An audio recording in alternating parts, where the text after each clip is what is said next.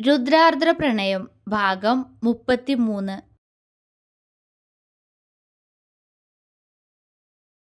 മെറിൻ ബെന്നിയെയും അവന്റെ അടുത്തായിരിക്കുന്ന ആർദ്രയെയും സൂക്ഷിച്ചു നോക്കി. പതിയെ അവളുടെ മുഖത്ത് ദേഷ്യം ഇരച്ചു കയറി. അവൾ ബെന്നിയുടെ അടുത്തായി വന്നു നിന്നു. ഇതാരിച്ചായ? അവൾ ബെന്നിയോട് ചോദിച്ചു. അവനത് കേൾക്കാത്തതുപോലെ ആർദ്രയുടെ കയ്യിൽ തലോടിക്കൊണ്ടിരുന്നു. ആർദ്ര മെറിനെ നോക്കി പുഞ്ചിരിച്ചു. പക്ഷെ മെറിന്റെ നോട്ടം ബെന്നി തലോടുന്ന ആർദ്രയുടെ കൈകളിലായിരുന്നു. നീ ഏതാ? അടുത്ത ചോദ്യം ആർദ്രയോടായിരുന്നു. ആരായാ നിനക്കെന്താ? ബെന്നി അവളോട് പുച്ഛത്തോടെ ചോദിച്ചു. അത് കണ്ട് മെറിന്റെ മുഖം ചുവന്നു. എന്റെ പേര് ആർദ്ര എന്നാ. അവര് തമ്മിൽ വഴക്കിടുന്നത് കണ്ട് ആർദ്ര പ്രശ്നം തീർക്കാൻ വേണ്ടി പറഞ്ഞു. പക്ഷേ അവളുടെ പേര് കേട്ട് മെറിൻ ഞെട്ടുകയാണ് ചെയ്തത്. ആ ഞെട്ടൽ ഉള്ളിൽ നിറഞ്ഞ കുറുമ്പോടെ കണ്ടുകൊണ്ട് ബെന്നി ആർദ്രയുടെ കൈയും പിടിച്ച് അവളുമായിട്ട് റൂമിലേക്ക് നടന്നു. ഇച്ചായ, ഞാൻ മെറിൻ ചേച്ചിയോട് സംസാരിച്ചില്ല. അവള് പെട്ടെന്ന് മെറിനെ തിരിഞ്ഞു നോക്കിക്കൊണ്ട് പറഞ്ഞു. അവളുടെ സംസാരം കേട്ട് മെറിന്റെ മുഖം വിടർന്നു. എന്റെ പേരെങ്ങനെ അറിയാ? മെറിൻ ചോദിച്ചു. ഇച്ചായൻ പറഞ്ഞു തന്നതാ. ആർദ്ര പുഞ്ചിരിച്ചു. അവളുടെ ഇച്ചായൻ എന്ന വിളി മെറിൻ അത്ര ഇഷ്ടപ്പെട്ടിട്ടില്ലെങ്കിലും അവൾ ആർദ്രയെ നോക്കി ചിരിച്ചു കൊടുത്തു. എന്തിനാ ഇച്ചായന്റെ കൂടെ വന്നേ? ഇച്ചായൻ പറയാറുണ്ട് ആർദ്രയെ കുറിച്ച്. മെറിൻ അവളുടെ കൈകളിൽ തലോടിക്കൊണ്ട് പറഞ്ഞു. അവളെന്റെ കൂടെ നിൽക്കാൻ വേണ്ടി വന്നതാ. നിനക്ക് എന്തൊക്കെ അറിയണം? ഒന്ന് പോയേടി. ആരു, എന്റെ കൊച്ചിങ്ങോട്ട് വാ. അവൻ മെറിനോട് ദേഷ്യത്തോടെ പറഞ്ഞുകൊണ്ട് ആർദ്രയുടെ കൈ പിടിച്ച് റൂമിലേക്ക് നടന്നു. കുറച്ചു നേരം കിടന്നോട്ടോ, അപ്പോഴേക്കും ഇച്ചായം വരാം. ഇനിയിപ്പോ ഇവിടുത്തെ ഹോസ്പിറ്റലിൽ കയറണം, കുറച്ച് ഓട്ടമുണ്ട്. അവൻ വാത്സല്യത്തോടെ പറഞ്ഞുകൊണ്ട് അവളുടെ നെറ്റിയിൽ ചുണ്ടമർത്തി. ആർദ്ര അവനെ നോക്കി തലയാട്ടി. മെറിൻ അവനെ നോക്കി ദേഷ്യത്തോടെ പുറത്തേക്ക് പോയി. അത് കണ്ട് ആർദ്രയുടെ മുഖം മങ്ങി. കഷ്ടുണ്ട് ചായ. ചേച്ചിയോട് എന്തിനാ പിണക്കം? പാവം, അവൾ വിഷമത്തോടെ പറഞ്ഞു. ആ പിണക്കൊക്കെ ഇച്ചായ മാറ്റിക്കോളാ, നീ റെസ്റ്റ് എടുക്ക്. അവൻ കണ്ണിറുക്കി. ആർദ്ര അവനെ കണ്ണു ചുരുക്കി നോക്കി. അത് കണ്ടവൻ അവളെ നോക്കി ഇളിച്ചുകൊണ്ട് ഡോറ് ചാരി പുറത്തേക്കിറങ്ങി. അടുത്ത നിമിഷം ഒരു കൈ വന്ന് അവന്റെ കയ്യിൽ പിടിച്ചുകൊണ്ട് അവനെ തൊട്ടടുത്ത റൂമിലേക്ക് വലിച്ചുകൊണ്ടുപോയി. ബെന്നിയുടെ ചുണ്ടിൽ കുസൃതിച്ചിരി മിന്നി. മെറിൻ അവനെ ചുമരിലേക്ക് ചേർത്ത് നിർത്തി. അവൻ അവളെ ഗൗരവത്തോടെ നോക്കി. അവള് പെട്ടെന്ന് അവന്റെ നെഞ്ചിലേക്ക് ചാഞ്ഞുകൊണ്ട് അവനെ കെട്ടിപ്പിടിച്ചു. അവൻ അവളെ ചേർത്ത് പിടിക്കാതെ അങ്ങനെ തന്നെ നിന്നു. ഇച്ചായ, എന്നാത്തിന് എന്നോട് പിണക്കം? അവൾ വിഷമത്തോടെ ചോദിച്ചു. നിനക്കറിയത്തില്ലേ? അവനിൽ ഗൗരവമാണ്. അവൾ അവന്റെ മുഖത്തേക്ക് നോക്കി. ഹോസ്പിറ്റലിൽ നല്ല തിരക്കായിരുന്നു ഇച്ചായ. അതാ ഞാൻ ഇച്ചാനെ കാണാൻ വരാതിരുന്നേ.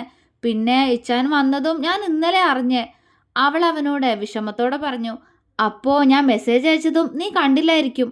അവൻ പുച്ഛിച്ചു. കണ്ടില്ല, ഒന്നും ശ്രദ്ധിച്ചില്ല. ഇന്നാ കണ്ടേ. ഇല്ലെങ്കിൽ ഇച്ചാനെ കാണാൻ ഞാൻ അപ്പോഴേ വരില്ലേ. അവൾ അവന്റെ ഷർട്ടിൽ വെറുതെ വിരലിട്ട് ചുറ്റിക്കൊണ്ട് പറഞ്ഞു.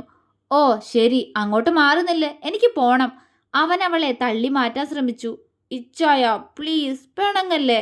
അവള് കൊഞ്ചി. അവൻ അവളെ കുറുമ്പോടെ നോക്കി. അടുത്ത നിമിഷം അവൻ അവളെ ചുറ്റിപ്പിടിച്ചു. മെറിൻ അവനെ പ്രണയത്തോടെ നോക്കി. നമ്മുടെ ഹോസ്പിറ്റലിൽ തന്നെയാണ് ഇച്ചായ കയറുന്നേ? അവൾ അവനോട് ചോദിച്ചു. നിന്റെ തന്തപ്പടി അവിടെ എനിക്ക് വേക്കൻസി തന്നാ ഒരു കൈ നോക്കായിരുന്നു, ഇല്ലെങ്കിൽ വേറെ എവിടെയെങ്കിലും. അവൻ ചുണ്ടുകൊട്ടി പറഞ്ഞതും അവളുടെ മുഖം വീർത്തുപോയി. എന്തോന്ന് ഇച്ചായ, ഡാഡി സമ്മതിക്കുന്ന ഇച്ചാൻ അറിഞ്ഞൂടായോ? അവൾ മുഖം വീർപ്പിച്ചു. ഓ മതിയടി ഡോക്ടറെ, നിന്ന് കൊഞ്ചാതെ. അവൻ അവളെ കളിയാക്കി. ഞാൻ കൊഞ്ചും, എന്റെ ചെക്കനോടല്ലേ. അവൾ അവന്റെ കഴുത്തിലേക്ക് മുഖം പൂഴ്ത്തി. അവൻ ചിരിയോടെ അവളുടെ തലയിൽ തലോടി. മെറിൻ ഒരു ഗൈനക്കോളജിസ്റ്റ് ആണ്. മെറിന്റെ ഡാഡി അലക്സ് അവിടുത്തെ ഫേമസ് ഹോസ്പിറ്റലിൽ ഷെയറുള്ള ആളാണ്. അതുകൊണ്ട് തന്നെ അവിടെയാണ് അവളും വർക്ക് ചെയ്യുന്നത്. അവിടെ സ്വന്തമായിട്ട് ഒരുപാട് ഫ്ലാറ്റെല്ലാം ഉണ്ട് അവർക്ക്. ബെന്നി താമസിക്കുന്ന അപ്പാർട്ട്മെന്റിന്റെ ഓപ്പോസിറ്റ് അപ്പാർട്ട്മെന്റിലാണ് അവരുടെ താമസം. ബെന്നി പൊതുവെ എല്ലാവരോടും പെട്ടെന്ന് അടുക്കുന്ന ടൈപ്പ് ആയതുകൊണ്ട് തന്നെ അലക്സിനോടും അവരുടെ ഭാര്യ സെലിനോടും പെട്ടെന്ന് തന്നെ അടുത്തു. അവൻ നാട്ടിലുള്ള വല്യപ്പച്ചന്റെയും വല്യമ്മച്ചയുടെയും കൂടെ ആയിരുന്നു അധികവും. ഇടയ്ക്ക് ദുബായിലേക്ക് ഒരു യാത്രയുണ്ട്. അങ്ങനെ മെറിനെ അറിയാം. നല്ല സുഹൃത്തുക്കളായിരുന്നു അവർ.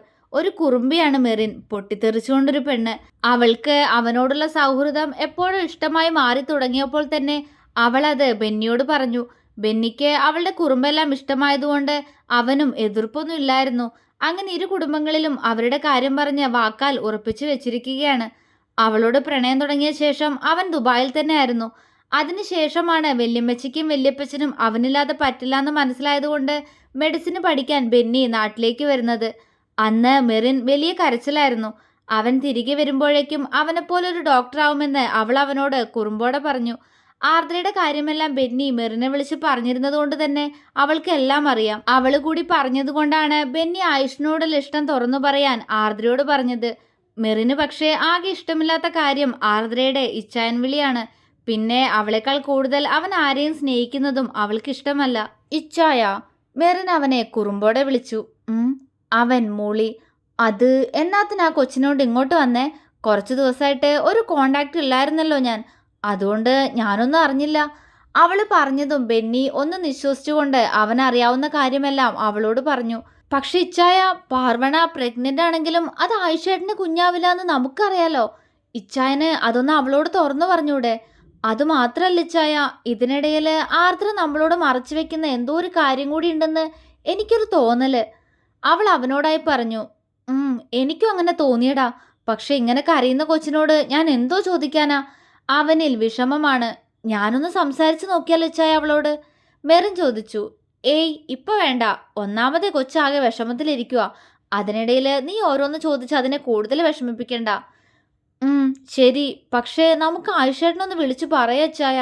അല്ലെങ്കിൽ ഇവളെ കാണാതെ ഏട്ടനും ടെൻഷനാവില്ലേ? അവള് പറഞ്ഞതും അവനൊന്ന് മൂളി. ഞാൻ അവളറിയാതെ 2-3 തവണ അവനെ അന്ന് തന്നെ വിളിച്ചായിരുന്നു കൊച്ചേ.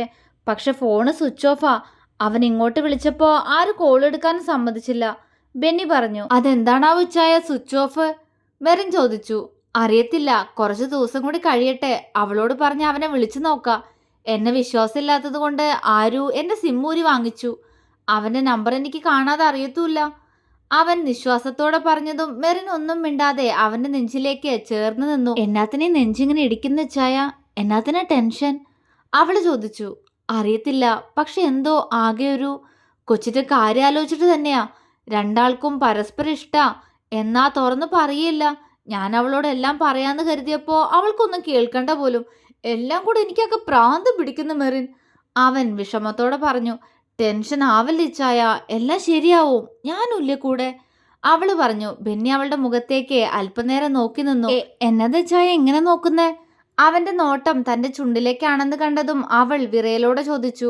അവന്റെ ചുണ്ടിൽ ഇപ്പോൾ ഒരു കള്ളച്ചിരിയുണ്ട്. അതോ ഓരോന്ന് ആലോചിച്ച് നല്ല ടെൻഷൻ കൊച്ചേ. അപ്പോ ഈ ടെൻഷൻ മാറ്റാൻ എന്തെങ്കിലും കിട്ടിയാ കൊള്ളായിരുന്നു. ചെക്കന് മൊത്തം ഒരു കള്ളഭാവം. മെറിന് കാര്യം പിടികിട്ടി. അവൾക്ക് ചിരി വന്നെങ്കിലും അത് മറച്ചു വെച്ചവൾ അവനെ നോക്കി. എന്താ വേണ്ടേ? വയറു നിറച്ച് ചോറ് മതിയോ? അവൾ ഇളിച്ചു. ബെന്നി അവളെ പല്ല് കടിച്ചു നോക്കി. എനിക്കെന്താ വേണ്ടെന്ന് നിനക്കറിയത്തില്ലേടി? പല്ലിരുമി ചോദിച്ചവൻ പെട്ടെന്ന് അവളുടെ ഇടുപ്പിൽ കൈമുറുക്കി അവളുടെ ചുണ്ടുകളിൽ അമർത്തി ചുംബിച്ചതും ഒന്ന് ഞെട്ടിയെങ്കിലും അവനോട് കൂടുതൽ ചേർന്നു പോയി മെറിൻ.